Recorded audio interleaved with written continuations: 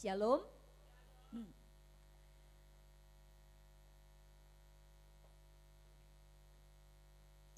Siapa yang mengasihi Tuhan? Angkat tangan. Waktu kita mengasihi Tuhan, pasti di sini ada hati untuk mengembalikan sesuatu buat Tuhan, betul ya? Ada hati untuk kita mau lakukan sesuatu buat Tuhan. Mungkin lewat pujian yang kita nyanyikan, kita anggap itu sebagai persembahan kita buat Tuhan. Penyembahan kita, ya, itu kita anggap itu sebagai satu persembahan kita buat Tuhan. Pada waktu kita pergi beribadah di tempat ini, kita juga menganggap ini sebagai satu ungkapan, ini loh Tuhan yang saya mau persembahkan buat Tuhan. Waktu nanti kita masukin uang di kantong kolektor, kita juga mengatakan Tuhan ini loh persembahan yang saya bisa berikan buat Tuhan. Ada macam-macam hal yang kita bisa berikan buat Tuhan sebagai satu bukti, sebagai satu ungkapan bahwa saya mau mempersembahkan sesuatu buat Tuhan sebagai ungkapan thank you, sebagai ungkapan terima kasih saya karena Tuhan sudah mengasihi saya. Betul ya? Kita biasanya lakukan itu. Nah, tapi mari kita sekarang melihat. Coba kita membuka di dalam Kejadian pasalnya yang keempat. Kejadian pasal yang keempat ayat yang ketiga. Setelah beberapa waktu lamanya, maka Kain mempersembahkan sebagian dari hasil tanah itu kepada Tuhan sebagai korban persembahan. Kain mempersembahkan sebagian hasil tanah karena memang Kain itu adalah petani. Karena dia petani sehingga dia mempersembahkan hasil pertaniannya. Habel juga mempersembahkan korban persembahan anak sulung kambing domba, yakni lemak-lemaknya. Habel kasih binatang karena memang dia peternak, dia bukan petani. Maka Tuhan mengindahkan Habel dan korban persembahannya, tetapi Kain dan korban persembahannya tidak diindahkannya. Kalau kita baca sampai di sini, saya percaya semua kita pasti pernah baca ayat ini. Kita paham gak? Kenapa kok Tuhan menerima persembahannya Habel dan tidak menerima persembahannya Kain? Ada yang pernah mikir gak? Kira-kira kenapa ya? Dulu waktu saya belum sekolah Alkitab, saya mikirnya begini. Jelas Tuhan terima persembahannya Habel karena Habel mempersembahkan ternak. Karena itu yang Tuhan minta. Kain mempersembahkan sesuatu yang Tuhan gak minta. Yaitu apa? Pertanian. Tuhan gak makan sayur-sayuran. Tuhan gak makan wortel. Tuhan gak makan sawi. Tuhan gak makan kangkung. Tuhan gak makan singkong. Makanya Tuhan gak terima persembahannya Kain. Itu yang ada di dalam pikiran saya. Karena selama ini kita selalu berpikir bahwa yang Tuhan minta itu selalu binatang. Betul apa enggak? Kalau kita membaca di dalam perjanjian lama, selalu yang Tuhan minta binatang. Tuhan gak pernah minta yang lain, selalu cuma binatang. Itu sebabnya kalau saya tarik mundur lagi sampai mulai Kejadian, maka saya akan mengatakan ya jelas. Karena Kain menyerahkan tanam-tanaman. Siapa yang punya pikiran sama seperti saya? Angkat tangan. Jujur. Yang lain gak angkat tangan pasti berarti punya pikiran yang lain. Bisa beritahukan gak kepada saya? Saya pengen tahu. Ini sekalian saya mau survei sebetulnya. Kenapa kok Tuhan tidak mengindahkan, kenapa kok Tuhan tidak menerima persembahannya Kain? Kenapa? Kira-kira. Apa Bu?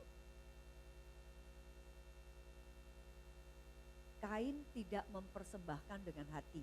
Oke, ada lagi yang lain? Hah? Ada lagi? tulus, ya hati juga. Oke, ada lagi yang lain? Hah? Maksudnya persembahan sulung gimana Bu?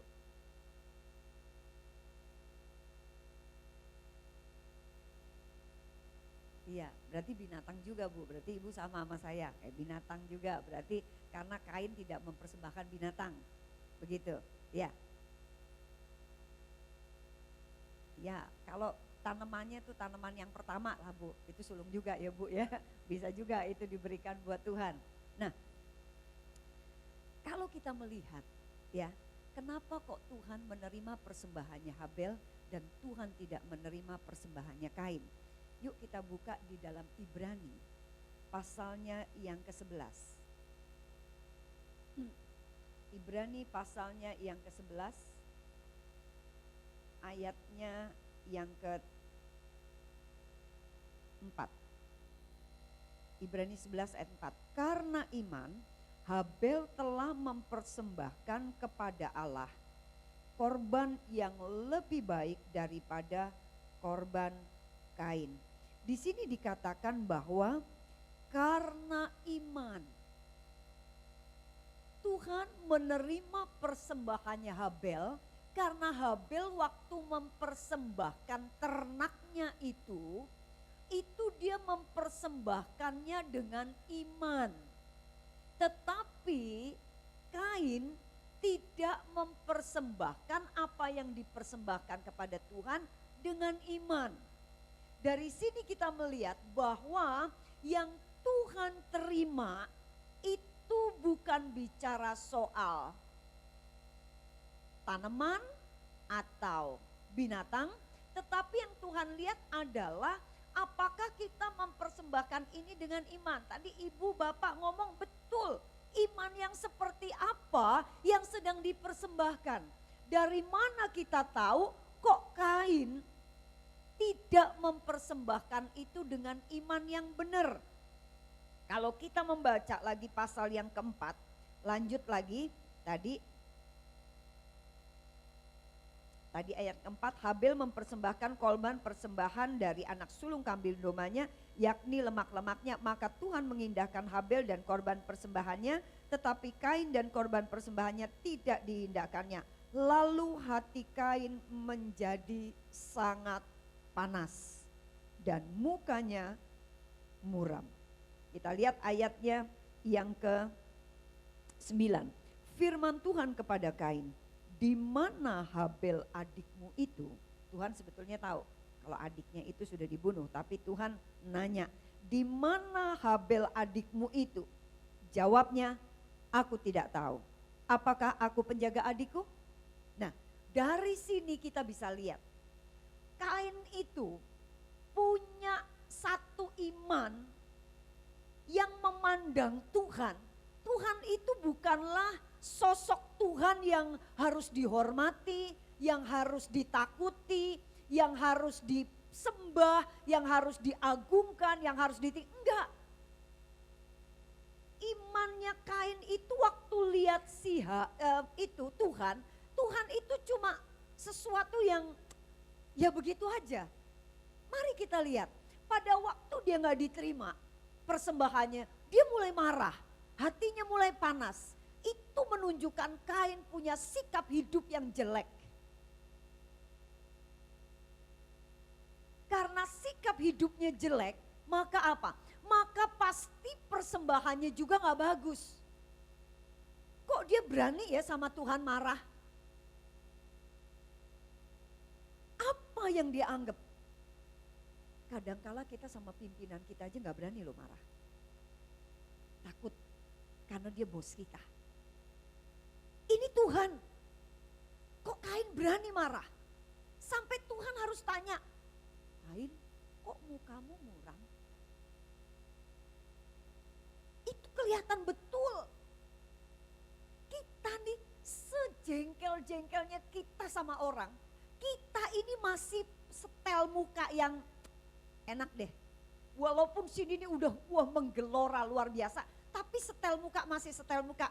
Iya Pak, iya Bu, iya. Walaupun hatinya tuh udah tensinya udah 300. Tapi mukanya masih muka oke. Tapi di sini Kain enggak. Mukanya sudah wis talajan, ketok nemen, kalau mukanya wis dilipet kayak kuda. Sampai Tuhan ngomong, Kain kok muka kamu kok begitu sih? Kain udah gak peduli dengan Tuhan. Itu menunjukkan bahwa apa? Tuhan yang saat ini dia sedang mau persembahkan korban itu, terserah dalam bentuk apapun, itu Tuhan yang gak terlalu hebat di mata Kain. Sampai Kain berani lakukan itu. Lihat jawabannya. Waktu Tuhan tanya, Kain, di mana Habel adikmu? Kalau kita hormat kepada seseorang, kita pasti akan menjawab apa? Maaf, saya kok gak lihat ya.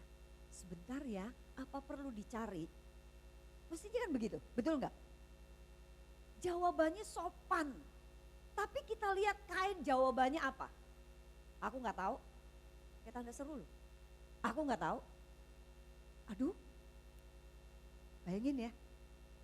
Saya tinggal di kampus, sekolah Alkitab, dan saya punya banyak mahasiswa, ada 200 orang mahasiswa di dalam kampus. Gak ada loh mahasiswa yang kalau saya tanya jawabannya begini. Apa kamu ada lihat Joni? Misal saya mau cari Joni. Apa kamu ada lihat Joni? Oh, saya gak lihat Bu. Ibu perlu ya? Sebentar ya Bu, saya carikan ya Bu.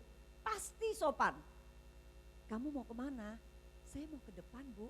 Ada apa Bu ya? Apa ada yang bisa saya bantu Bu? Pasti jawabannya sopan. Tapi kita lihat Kain, sama Tuhan loh. Aku gak tahu. Aduh, ini kan sesuatu yang sedang mengatakan bahwa, apa ya? Dia sedang menganggap bahwa Tuhan yang lagi ngomong sama dia tuh bukan apa-apa. Kayak temen, kayak orang yang Dan waktu ditanya, apakah, diterusin nih ya, apakah aku penjaga adikku? Sepertinya dia lagi, lu bego amat sih, kenapa lu tanya sama gue? Emangnya gue babysitternya adik gue? Tanya dong sama yang lain, gue bukan babysitternya kok. Ini kan satu pertanyaan yang sedang menurunkan derajat orang yang sedang bertanya. Kalau you punya otak, kalau you pinter, kalau you ada logika, you mestinya gak tanya ke aku. Emang aku ini penjaga adikku, kamu tanya ke aku. Orang pasti kalau gini, kenapa kamu tanya ke saya? Emang saya, oh iya maaf, sorry saya salah. Mestinya gak tanya ke kamu ya. Kita misalnya di hotel, kita mau pesen di kamar, mau pesen menu makanan. Ya janganlah teleponnya ke operator. Kalau kita telepon ke operator kan kita seakan-akan kayak lagi mau telepon keluar. Janganlah kita ngomong ke resepsionis. Kalau kita ngomong ke resepsionis kayaknya kita lagi mau butuh yang lain. Kalau mau itu ya masuklah ke apa? Ya memang ke tempat yang memang untuk pesan makanan. Seakan-akan Tuhan ini kayak goblok kayak Ram. Di sini kita melihat bahwa imannya Kain, pandangannya Kain terhadap Tuhan itu sama sekali gak ngajeni. Sama sekali gak menghormati. Sama sekali gak ada takutnya. Sama sekali gak ada pengagungannya. Sama sekali gak ada dan seterusnya dan seterusnya. Itu sebabnya karena konsepnya dia begitu, maka kita bisa tahu pasti yang dipersembahkannya sesuatu yang biasa-biasa aja. Karena apa? Karena itu keluar dari hati yang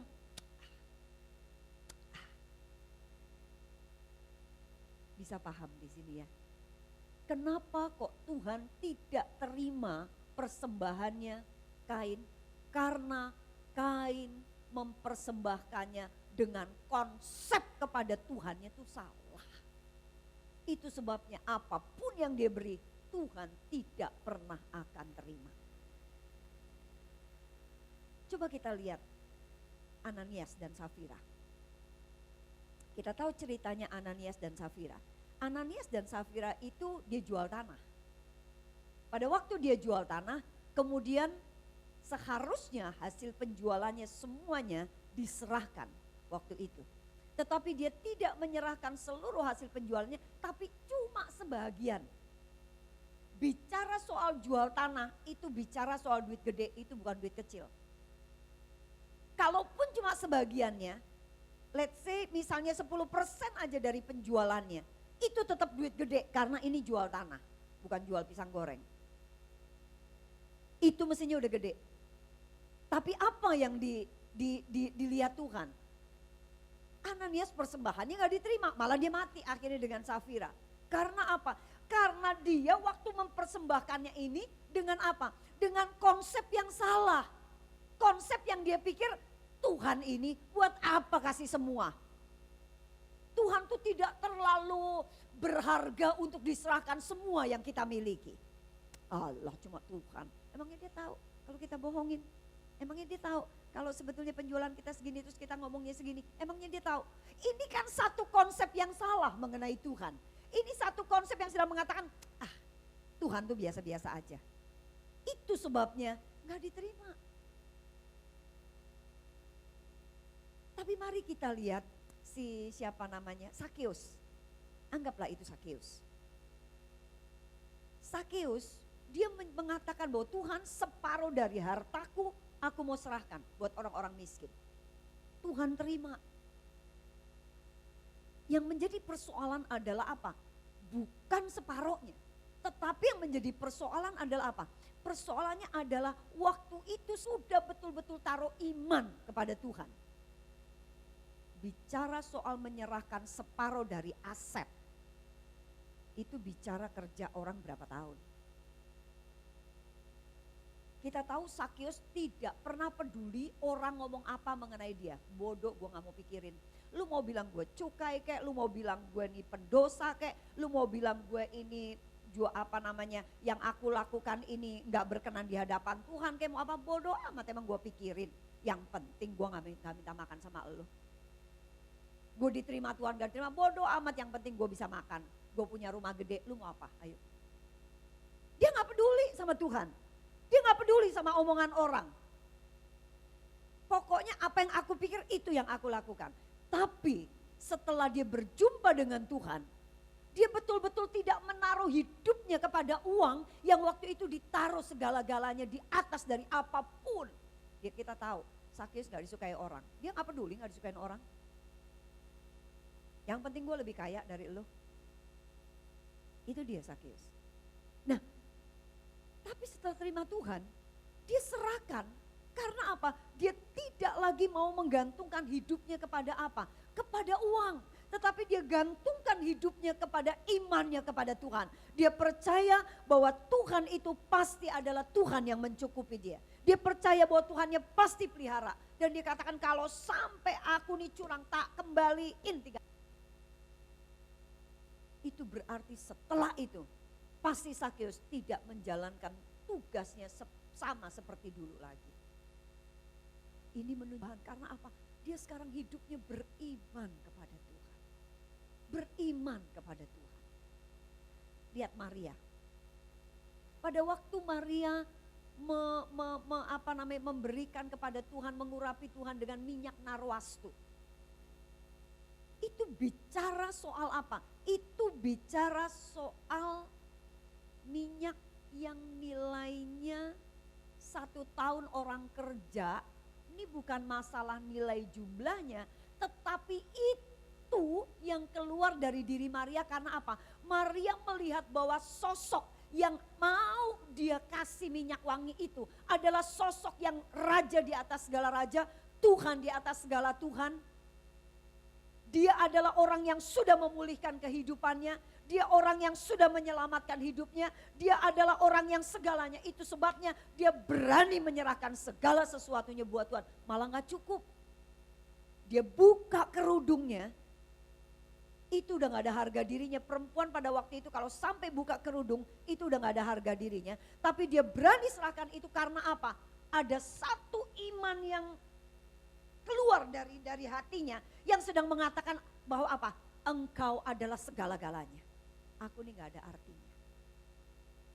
Itu sebabnya Tuhan terima persembahannya. Karena apa? Keluar dari satu iman yang betul. Kalau kita baca coba Mazmur pasal 50. Coba kita buka Mazmur pasalnya yang ke-50 ayat 14. persembahkanlah syukur sebagai korban kepada Allah. Saya pikir ini ayat terbalik. Mestinya persembahkanlah korban. Bukan persembahkanlah syukur. Tetapi ini yang Tuhan mau. Yang Tuhan mau adalah hati yang penuh dengan ucapan syukur. Satu iman yang sedang mengatakan, Tuhan terima kasih, Tuhan sudah baik. Terima kasih Tuhan sudah menolong, terima kasih Tuhan sudah pelihara, terima kasih Tuhan sudah melindungi, terima kasih Tuhan sudah kasih kesehatan, terima kasih Tuhan sudah sertai, and sebagainya. Itu sebabnya syukur ini yang Tuhan lihat. Dan kalau kita lihat lagi lanjut pasal yang ke-51, ayat yang ke-19 atau 18 mulai. Sebab engkau tidak berkenan kepada korban sembelihan. Sekiranya kupersembahkan korban bakaran, engkau tidak menyukainya. Daud kalau mau, karena dia raja, dia bisa persembahkan 1 juta domba. Gak perlu 1. Bisa 1 juta domba karena dia Tuhan. Pada waktu dia berzina dengan Betsheba. Dipikirnya mungkin kalau dengan 1 juta maka Tuhan pasti akan luluh hatinya. Waduh, banyak betul yang dipersembahkan si Daud nih ya. Wah, berarti dia menunjukkan keseriusannya nih ya. Ya udah dah, aku terima dah. Apa begitu? Enggak. Daud ngomong, sebab engkau tidak berkenan kepada korban sembelihan. Sekiranya kau persembahkan korban bakaran, engkau pun tidak akan menyukainya. Tapi ayat 19 dikatakan, korban sembelihan kepada Allah ialah jiwa yang hancur, hati yang patah dan remuk, tidak akan kau pandang hina, ya Allah. Daud waktu itu hatinya hancur waktu dia ditegur oleh Nabi Nathan. Ini sedang punya konsep bahwa apa? Dia yang sekarang dia sembah adalah Tuhan yang kudus, Tuhan yang suci, Tuhan yang mulia, Tuhan yang luar biasa, Tuhan yang agung. Itu sebabnya dia datang dengan hati yang hancur karena dia sudah berbuat dosa. Seharusnya dia sebagai milik Tuhan, dia tidak boleh berbuat seperti itu di hadapan Tuhannya. Gak boleh. Ini yang akhirnya Tuhan terima. Sekalipun tidak mempersembahkan korban bakaran, tetapi pada waktu Daud datang dengan hati yang hancur dan patah, itulah persembahan yang sesungguhnya di hadapan Tuhan. Jadi kita lihat di sini. Ada persembahan yang diterima oleh Tuhan, ada persembahan yang tidak diterima oleh Tuhan.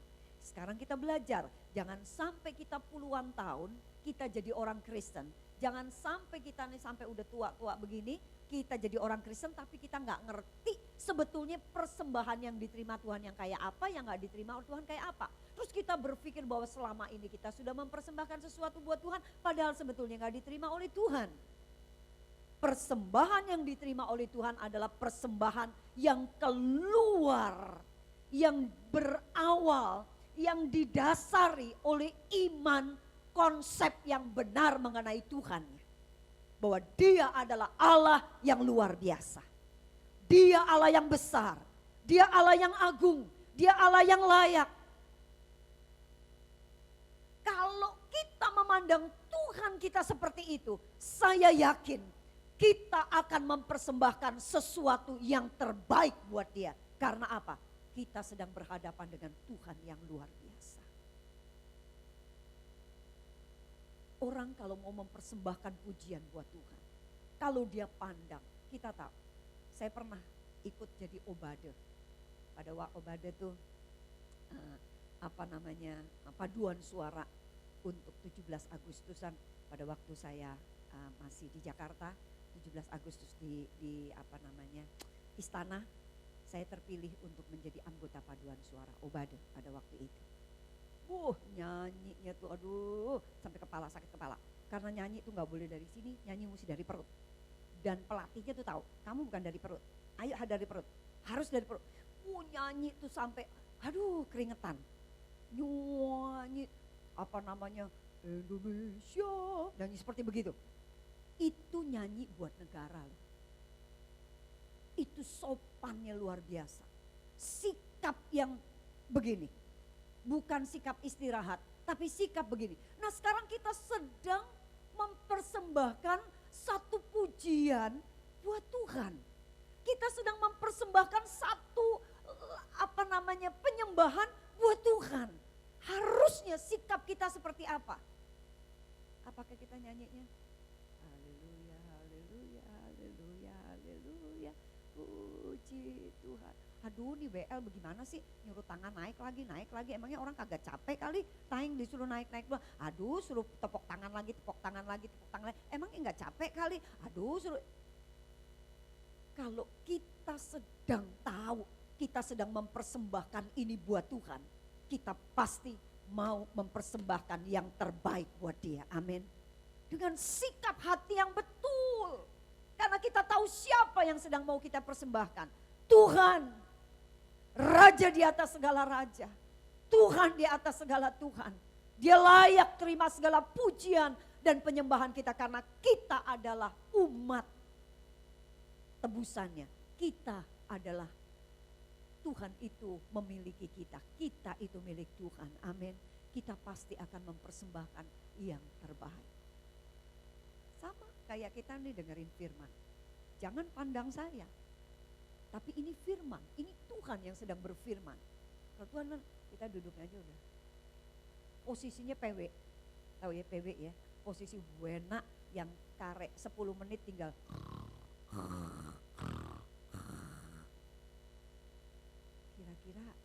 Kira-kira kita aja kalau ngomong sama anak kita udah gini, kita mesti gini, kamu dengar gak mama ngomong? Kamu dengar gak mama ngomong? Iya mama denger deh, mama ngomong aja. Pasti gak puas hati orang tua, begitu. Sama sekarang kita dengar firman, kita apakah dengar firman itu dengan satu sikap hati yang sedang mengatakan amin, haleluya, ini Tuhan yang berfirman, ini Tuhan yang berfirman. Kelihatan dari situ. Nah, jadi sekarang kita tahu bahwa persembahan yang diterima oleh Tuhan adalah persembahan yang muncul dari iman.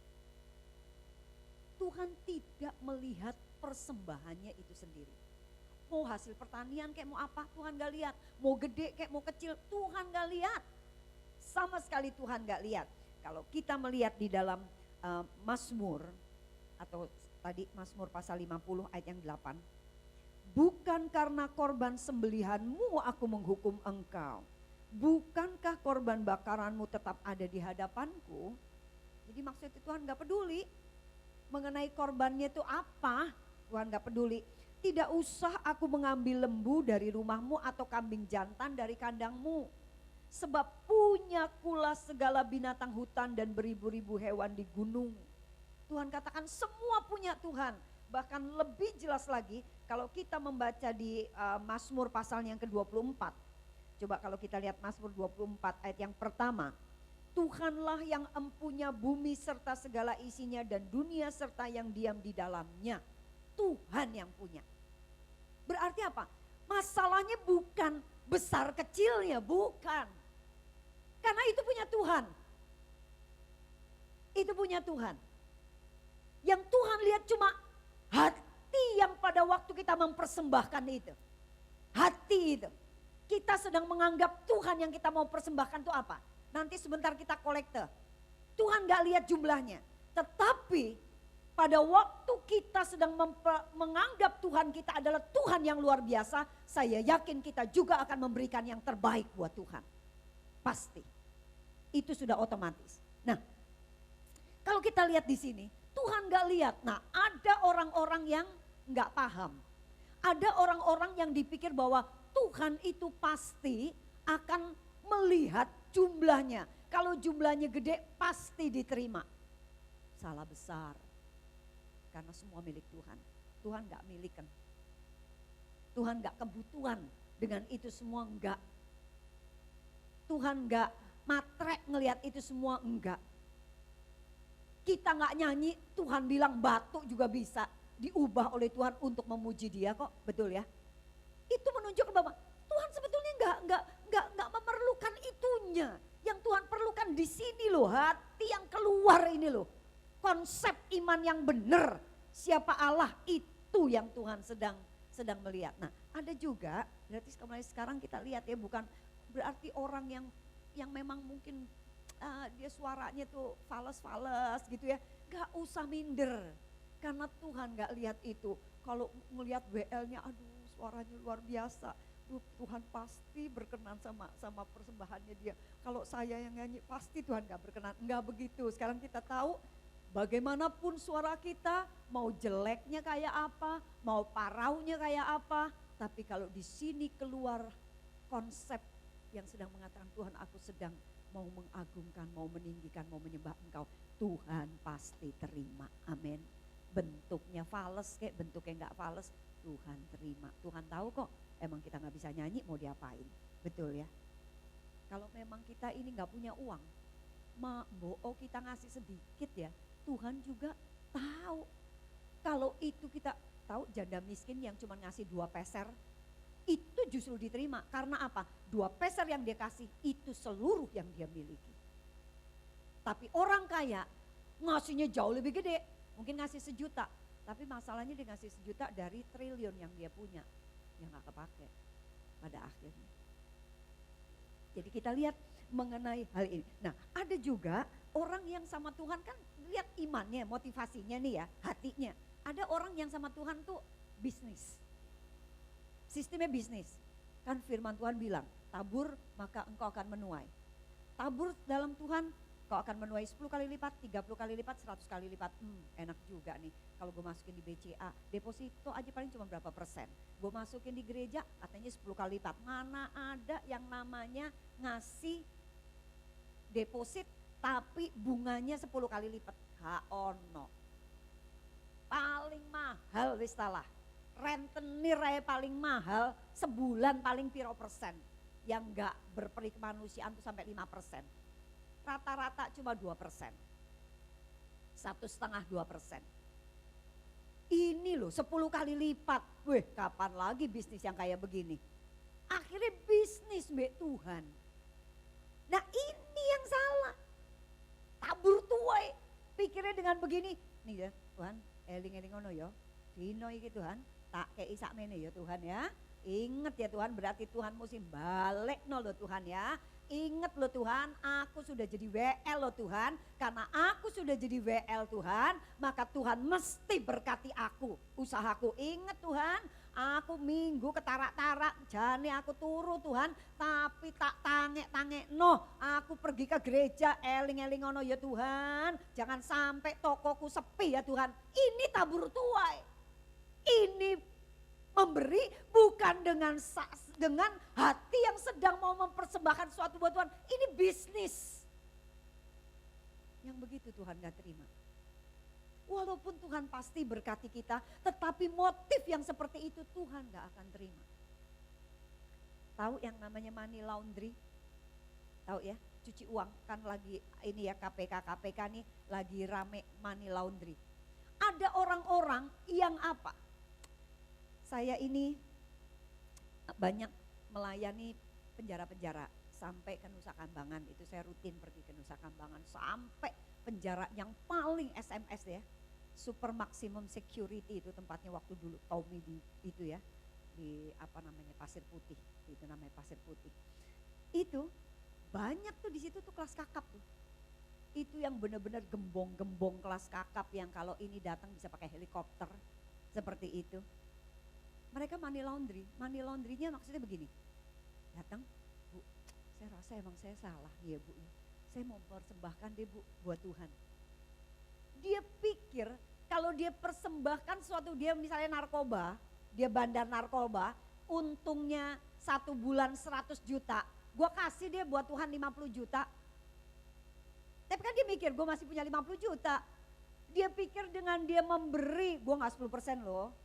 Kalau 10%-nya kan 10 juta tuh, kalau dari 100 juta, mestinya kasih ke Tuhan 10 juta. Enggak loh, gue gak kasih 10 juta loh, gue kasih 50 juta loh. Gede loh, 50% loh. Di Alkitab aja mintanya cuma perpuluhan, gue kasih 50%. Tujuannya apa? Cuci uang. Pikirnya kalau Tuhan disumpel dengan 50%, terus no problem dengan kehidupannya sehari-hari dia jadi bandar narkoba. Enggak begitu. Karena bagi Tuhan apa? Gue gak butuh 100 jutanya lo. Enggak butuh. Yang Tuhan butuh iman. Hidup benar di hadapan Tuhan. Itu yang butuh. Ada juga yang namanya ministry laundry. Ini saya bikin sendiri istilahnya. Ini di Malang kejadian. Ada orang, dia itu wanita panggilan. Saya sebenarnya nggak percaya pada waktu saya khotbah di gereja itu, kemudian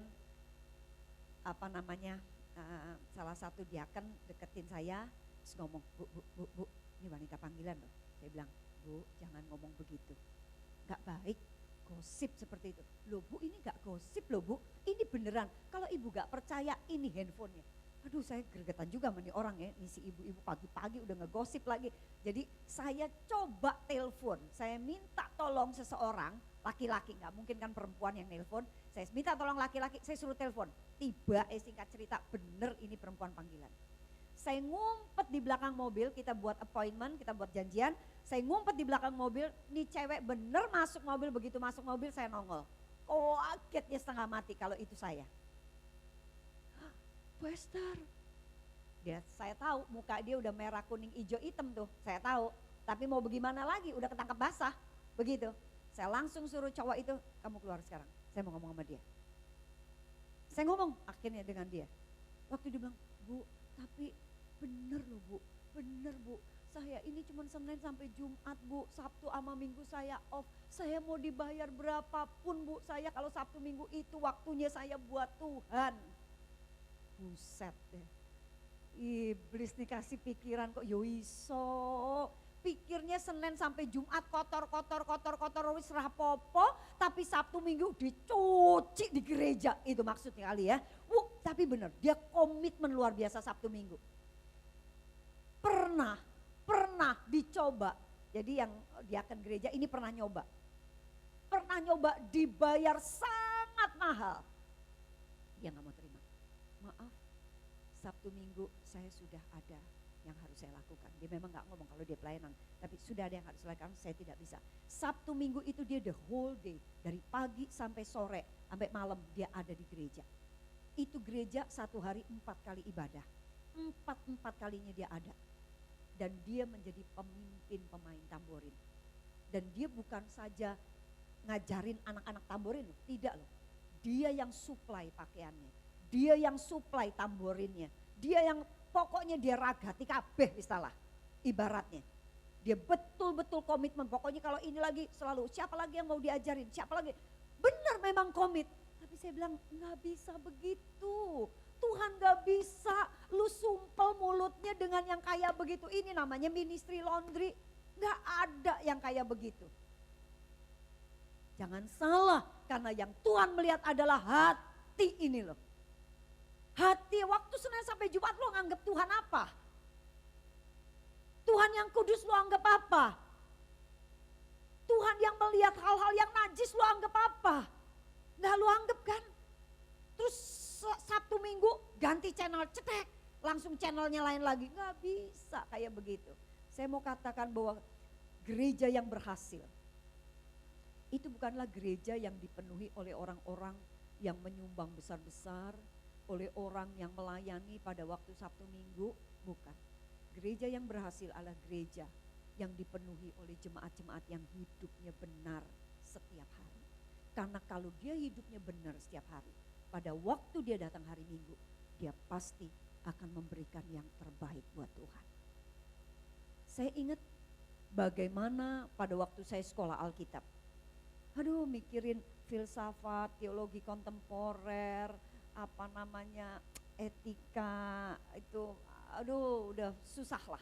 Yang kayak begitu-begitu diingat-ingat tuh udah susah. Teologi perjanjian lama, Ibrani, Yunani, wassalam warahmatullahi wabarakatuh istilah ya. Yang kayak begituan. Dosen saya bilang, dia rektor tapi dia sekarang sudah meninggal. Dia ngomong gini, Esther, satu kali kamu pasti lupa dengan semua. Apa yang sudah dipelajari, benar juga emang lupa juga gitu ya. Apa ini pandangannya Simon Freud, pandangannya si ini, aduh udah lupa dah kayak apa. Tapi ada satu yang kamu tidak boleh lupa. Saya bilang, apa Pak? Jaga hati nurani bersih di hadapan Tuhan.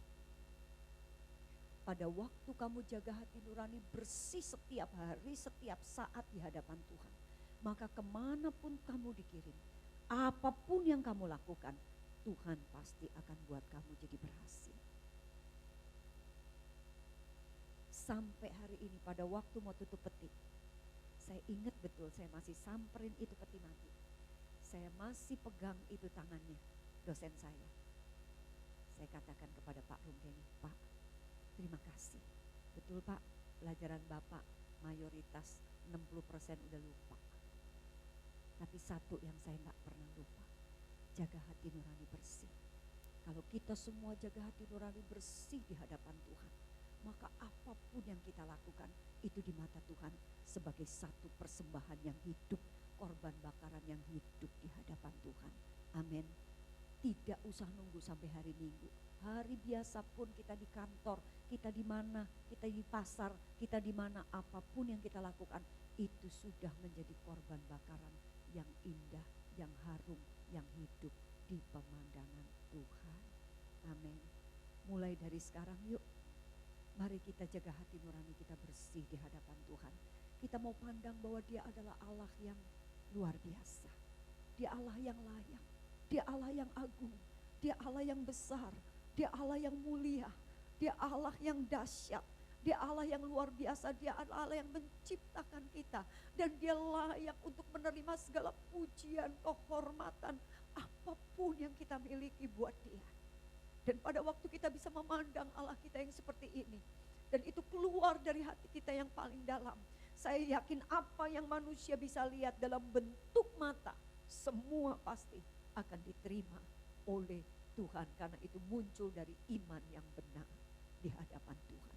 Kita akan tundukkan kepala bersama-sama. Tuhan,